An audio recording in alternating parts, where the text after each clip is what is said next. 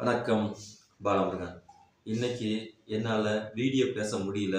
இருந்தாலும் அந்த விஷயத்த உங்ககிட்ட சொல்லணும் அப்படிங்கிற ஒரு முக்கியமான விஷயம் எனக்கு தூண்டினால தான் இதை நான் உங்களுக்கு பேசுகிறேன்.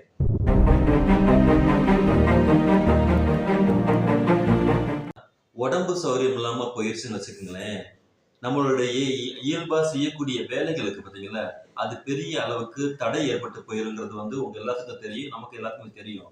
ஆனா எனக்குள்ள ஒரு பாலிசி ஒண்ணு வச்சிருப்பேன். எவ்வளவு சிரமங்கள் இருந்தாலும் அன்னன்னைக்கு செய்யக்கூடிய அந்த வேலைகள் எல்லாத்தையுமே குறைந்தபட்சம் நம்ம செஞ்சு முடிச்சிடணும்.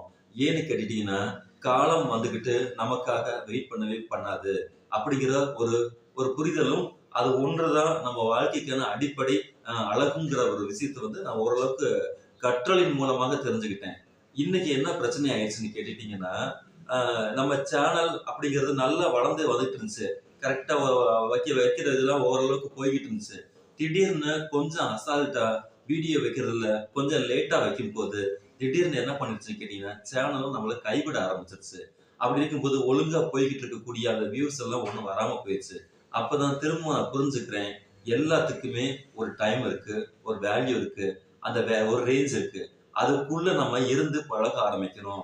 கொஞ்சம் அசால்ட்டா விட்டுட்டோம்னா கூட, அதன் பிறகு அத நம்ம மீட்டு பிடிக்க முடியாது. அப்படிங்கிற விஷயத்த நம்ம சேனல் வாய்ஸ்ல கூட நான் நெறைய விஷயங்கள நான் தெரிஞ்சுக்கிட்டேன். ஏன்னு கேட்டீங்கன்னா, கரெக்ட்டா நல்ல குரோத்தா போயிட்டு இருந்தது. திடீர்னு டவுன் ஆயிருச்சு. வியூஸே போகல. ஆனாலும் எனக்குள்ள முதல்ல ஒரு வருத்தம் இருந்துச்சு. என்ன நல்ல ஒரு வியூஸ் போயிட்டு இருந்துச்சு. திடீர்னு போமாட்டேங்குதேன்னு. ஆனா இப்ப எனக்கு ஒரு நிதானம் வந்திருக்கு. என்னன்னு கேட்டுட்டீங்கன்னா, இன்னைக்கு நாம இருக்கக்கூடிய சூழ்நிலை இருக்கு பாத்தீங்கல்ல, இந்த சூழ்நிலையில நாம நமக்கிட்ட நம்மள வந்துகிட்டு குறைந்தபட்சம் பேச்சை ஒரு 2 நிமிஷம் கேக்குது. என்ன பேசுறான்? அப்படிங்கிற சூழ்நிலையில கேக்குறாங்க பாத்தீங்களா? அவங்களுக்கு இங்க நடக்கக்கூடிய உண்மை இருக்கு பாத்தீங்களா? அரசியல் ரீதியான உண்மை. ஏன்னா நம்ம பாழும் சமூகத்துல வாழ்ந்துட்டு இருக்கோம். ரொம்ப ரொம்ப மோசமான சமூகத்துல வாழ்ந்துட்டு இருக்கோம்.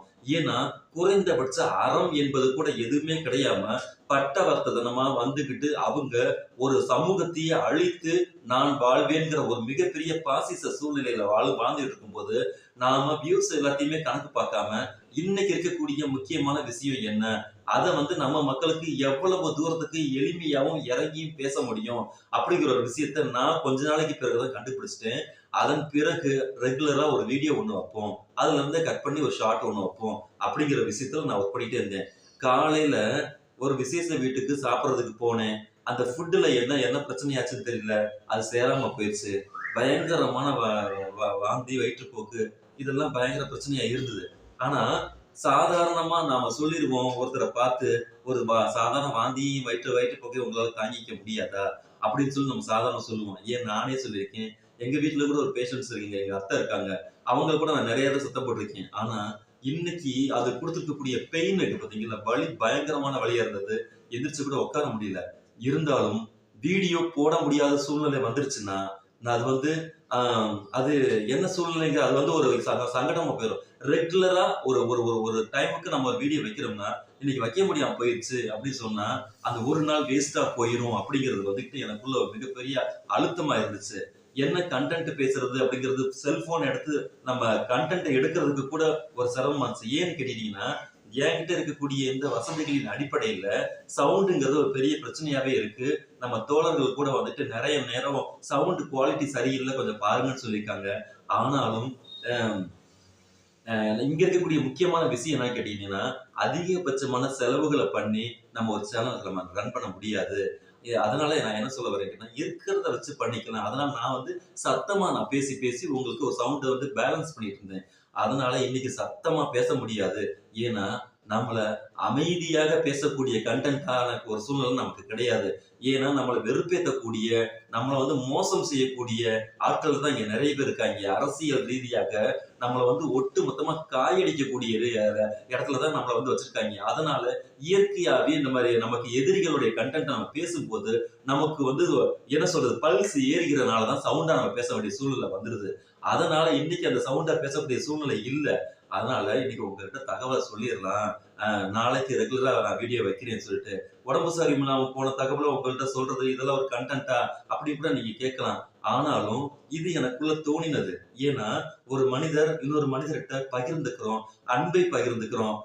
சுக துக்கங்களை பகிர்ந்துக்கிறோம். நிறைய விஷயங்கள் ஒரு பிறந்தநாள் வாழ்த்து சொன்னா கூட அவங்க வந்து நமக்கு ஒரு வாழ்த்து சொல்றாங்க. ஒரு உடம்பு சரியில்லை சொன்னா கூட அவங்க வந்து கேர் எடுத்துக்கிறாங்க.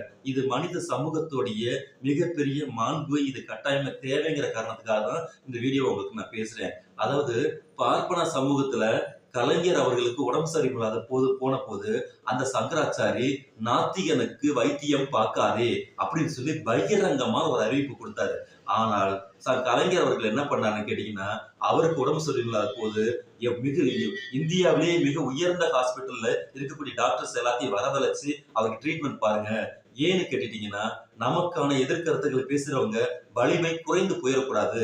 அப்போதுதான் சமூகத்தில் இருக்கக்கூடிய அந்த பிரச்சனைகளை வந்து மக்கள்கிட்ட கொண்டுட்டு போய் சேர்ப்பதற்கான ஒரு வலிமையை அவர்கள் நமக்கு தருவார்கள் அப்படின்னு இவர் பார்த்தாரு.